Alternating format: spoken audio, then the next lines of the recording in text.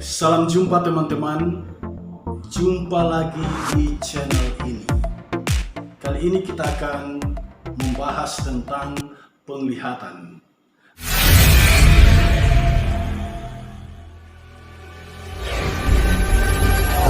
Mengapa kita harus membahas tentang hal ini? Sebab dewasa ini topik tentang penglihatan begitu ramai dibicarakan. Beberapa pelayan Tuhan mengaku bahwa dia mendapatkan penglihatan dari Tuhan. Kita sebut saja misalnya Evangelis Dautoni. Dia mengatakan bahwa dia mendapatkan penglihatan di Pulau Jawa ada malaikat pencabut nyawa, ada malaikat maut yang sedang mengulurkan pedangnya dari Jakarta sampai Surabaya. Nah, ini sesuatu yang mengejutkan bagi beberapa orang. Berita ini bagi sebagian orang berita yang menakutkan, tetapi bagi sebagian orang ini adalah sebuah berita yang betul-betul menguatkan, meneguhkan iman mereka bahwa apa yang disaksikan di dalam Alkitab telah menjadi kenyataan. Sebab dalam kitab Yoel disebutkan pada zaman akhir akan ada penglihatan yang Tuhan berikan kepada anak-anak manusia. Nah, melalui kesempatan ini ada dua pertanyaan yang kita ajukan.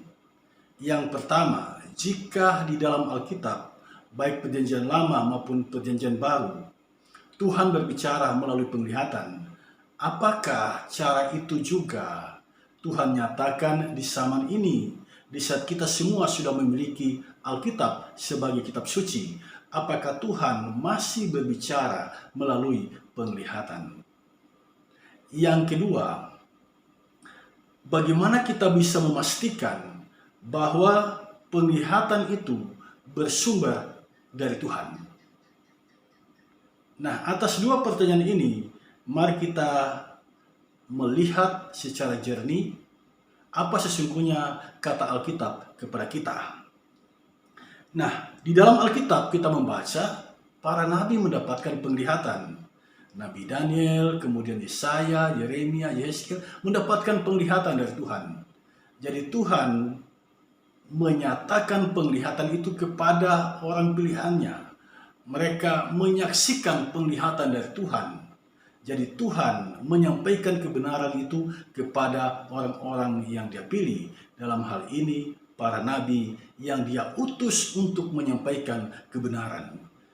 Jadi penglihatan diberikan Tuhan untuk menyampaikan kebenaran kepada umat Allah. Itu dalam perjanjian lama. Kalau kita membaca dalam perjanjian baru, penglihatan itu Tuhan nyatakan kepada orang yang tidak percaya pada kebenaran, yang menolak kebenaran, bahkan orang itu jelas-jelas dia menentang Tuhan. Contoh yang paling sederhana adalah Rasul Paulus. Dia membenci orang Kristen, dia menolak kebenaran Yesus adalah Tuhan. Nah, pada suatu ketika dia dalam perjalanan ke Emmaus, Tuhan Yesus sendiri menyatakan diri kepadanya, sebuah cahaya yang luar biasa, sehingga mata Paulus tidak bisa menembus cahaya itu dan dia menjadi buta. Tuhan Yesus berbicara kepadanya di situ, dan Paulus dalam keadaan sadar dia mendengar suara itu. Ketika itu namanya masih Saulus. Dia mendengar Yesus berbicara kepadanya, "Saulus, Saulus, mengapakah engkau menganiaya aku?" Nah, disinilah kita melihat ada perbedaan yang jelas antara orang bermimpi dan orang yang mendapatkan penglihatan. Kalau orang yang mendapatkan penglihatan, dia sadar, matanya terbuka. Dia mendapatkan penglihatan dalam keadaan sadar dan mata yang terbuka. Kalau orang yang bermimpi tidak seperti itu. Orang bermimpi, dia tidak sadar dan matanya sedang tertutup. Nah, kenapa Yesus datang kepada Paulus? Kenapa Tuhan datang kepada Paulus dalam bentuk penglihatan? Karena Tuhan mau menyatakan kebenaran yang sesungguhnya, bahwa dialah Tuhan, dialah Allah yang harus disembah. Nah, Paulus mendapatkan penglihatan itu. Penglihatan yang berikut Tuhan nyatakan kepada Paulus ketika dia berada di Pulau Asia dan ada orang yang berseru dari Makedonia meminta agar yang memanggil Paulus, dan itu ditafsirkan, dimaknai oleh Paulus bahwa itu adalah sebuah penglihatan, dia harus pergi ke Makedonia. Nah, di sini kita melihat penglihatan itu diberikan kepada orang pilihan Tuhan untuk menyampaikan kebenaran. Nah, saudara sekalian, dari sini jelas kepada kita semua bahwa penglihatan itu diberikan kepada orang yang belum mengenal kebenaran seperti kepada Saulus, kepada orang pilihan Tuhan seperti para nabi dan Paulus, dan kebenaran itu juga, dan penglihatan itu juga dapat Tuhan berikan kepada orang-orang yang menentang Tuhan, yang sungguh-sungguh menolak kebenaran. Nah, Allah berbicara dalam bentuk penglihatan di zaman ini. Apakah itu mungkin? Mungkin saja. Sebab dia adalah Allah yang maha kuasa. Dan kalau dia berbicara di zaman sekarang dalam bentuk penglihatan, jauh sebelumnya hal itu sudah dinubuatkan melalui kitab Nabi Yoel.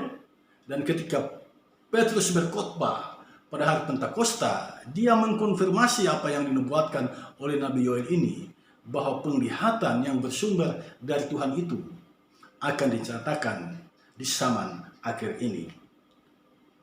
Nah, bagaimanakah kita bisa memastikan orang itu benar-benar telah mendapatkan penglihatan dari Tuhan?